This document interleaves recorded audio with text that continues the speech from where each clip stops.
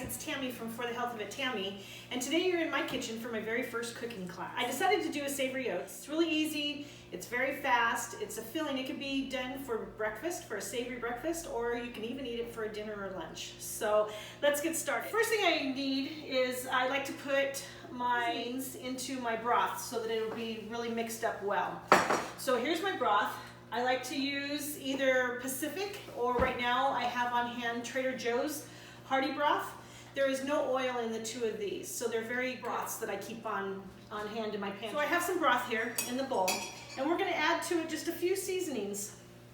So I'm going to add to it some smoked paprika, and what I do is, I will have the recipe below, but I put in 1 tablespoon of smoked paprika.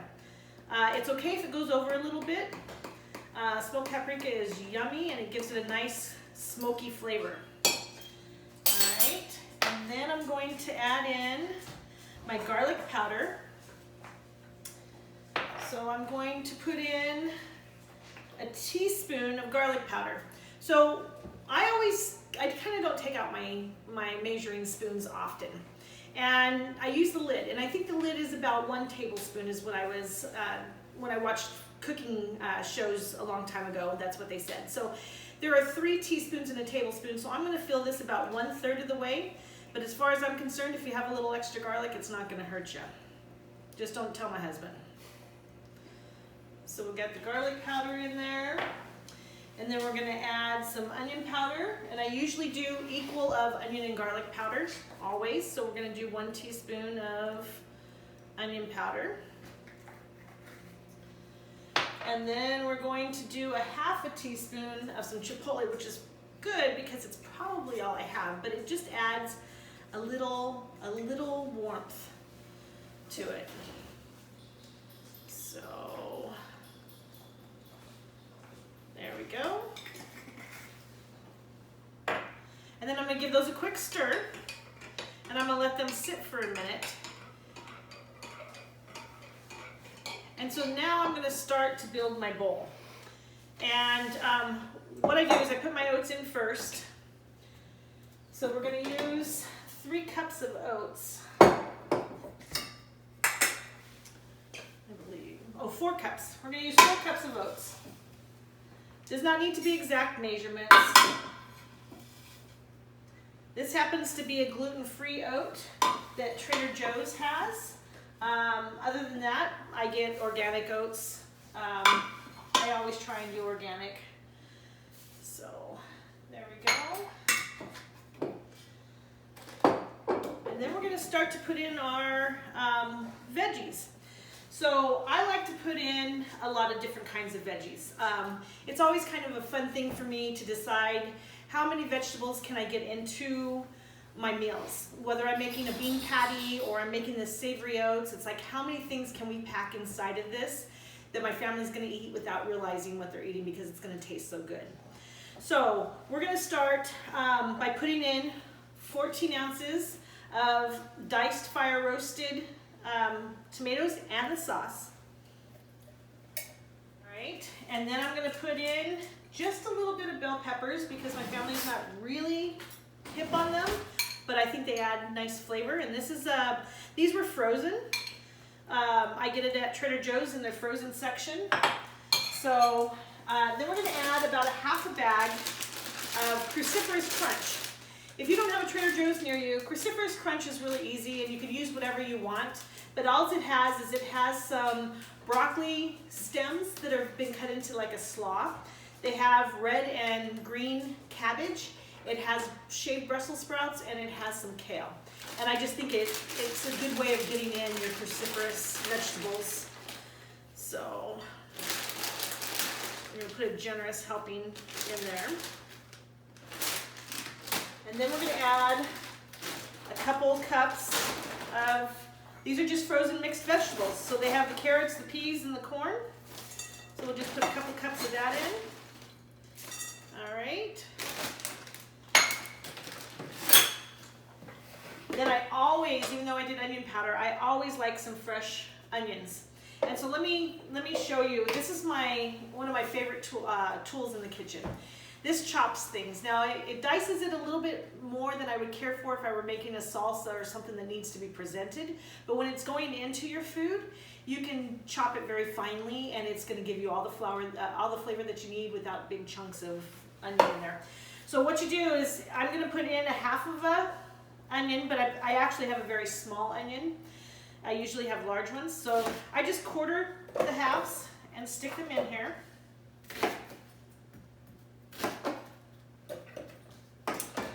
And then all you have to do is pull. And I find that 8 pulls is the perfect one for onions like that. And you see, we've got diced onions and nothing at all. Now, how long would that have taken us to dice them on our own? Too long, I'm afraid.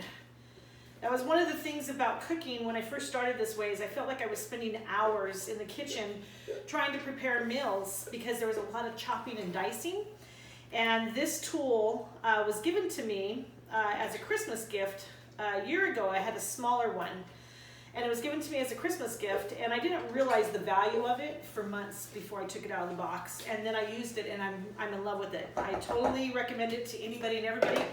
It chops up my broccoli, it chops up my bell peppers, carrots, anything that you need to chop, it chops it up in a short period of time. You don't have to deal with garlic. You can mince your garlic and nothing at all. And it minces it in this big thing if you just threw the garlic in alone. So it's pretty cool. Anyway, and then I'm going to add in some broccoli. All right. And then we're going to just pour our broth and seasonings over the top of it. Make sure we get all that seasoning out of the bottom there.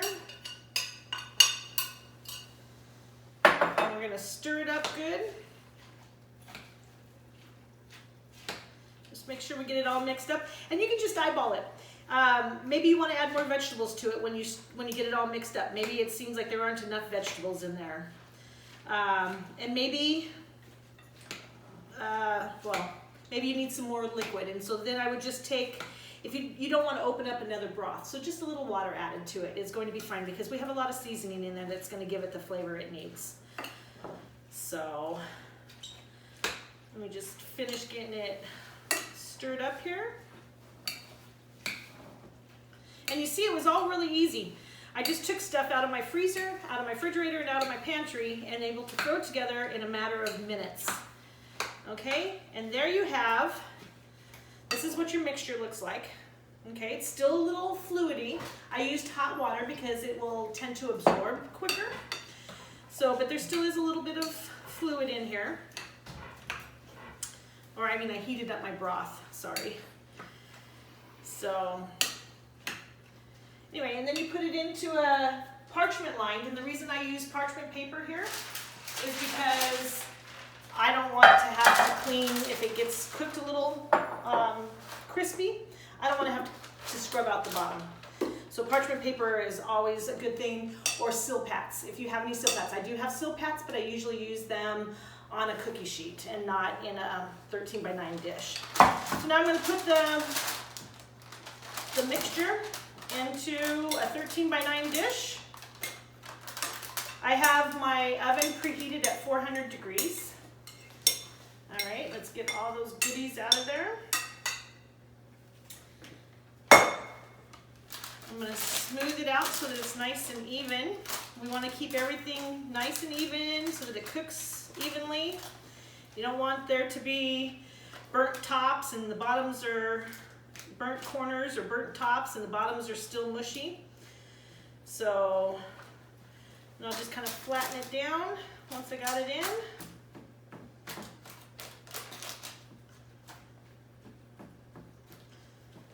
All right, that looks so yummy. And then we're going to pop it into the oven for 45 minutes, and we'll see you back when it comes out. While the savory oats are cooking still, we're going to make a cashew cheese that will go on top of it, because I just think it takes it to the next level. It makes it just bomb. And my favorite cashew cheese recipe is actually Shane and Simple's Game Day Queso. I don't add the salsa into it. I just eat it as the cheese itself. And we use it on our potato tacos. We use it on our faux Jack-in-the-Box tacos. We use it on nachos. We use it on bowls. I mean, we use it for everything. So it's really delicious. So let's go ahead and I'll show you how easy that is to make. So we're going to start with 1 cup of raw cashews. So we can go in and put a cup of raw cashews in. And then about 3/4 cups of water. And if you can, make it hot water, but for me, I've got a high-speed blender, so I'm just going to go ahead and put some tap water, right? And then we're going to add some nutritional yeast, a 1/4 cup of nutritional yeast. And there we go. And then we're going to add some lemon juice. And I happen to be out of lemons right now, and my tree is not fruiting at the moment. So I bought some 100% juice from Sprouts. It's organic, it's just juice, and I keep it in my fridge so I can use it anytime I need. So it's going to take 1 tablespoon of the juice. And if you don't have any fresh citrus or even this lime juice, go ahead and use apple cider vinegar. It'll still work. Okay. Then we're gonna omit the salt, but you can add in a 1/2 teaspoon of salt if you like. I just like people to salt at the table as much as possible. And then a 1/4 teaspoon of turmeric, which is strictly for color. Okay, so if it's a little bit more than a 1/4 teaspoon, that's fine. It's just to get some color. Oops.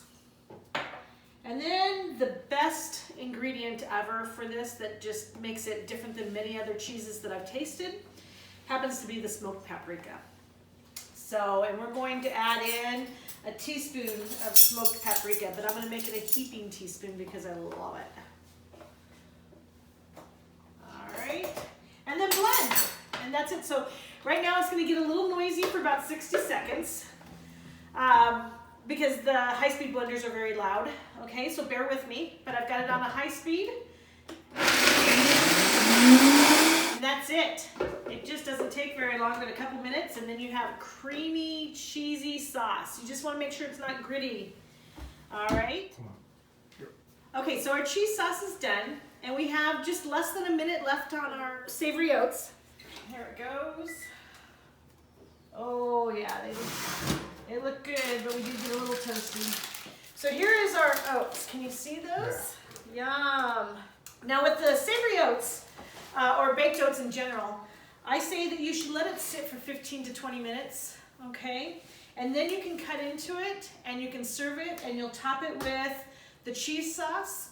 And if you like salsa or hot sauce, put that on top too. We do it, my husband not so much. He doesn't like it, so we do just the cheese separate. And then you've got a meal, and it is a hearty meal. It's got your grains, it's got some vegetables in it.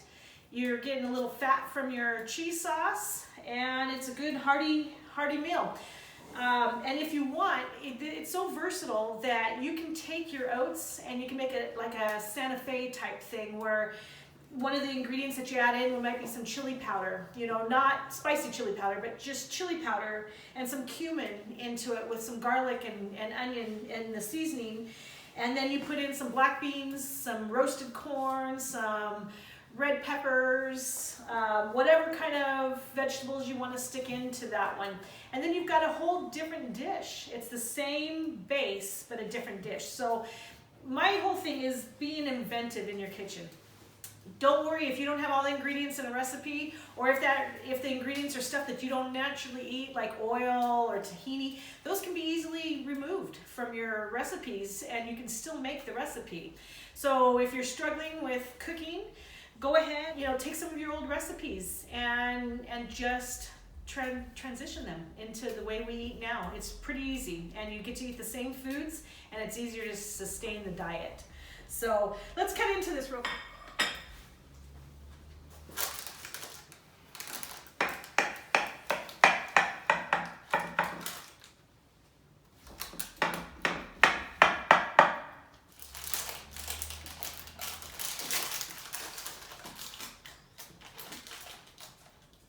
All right, see that?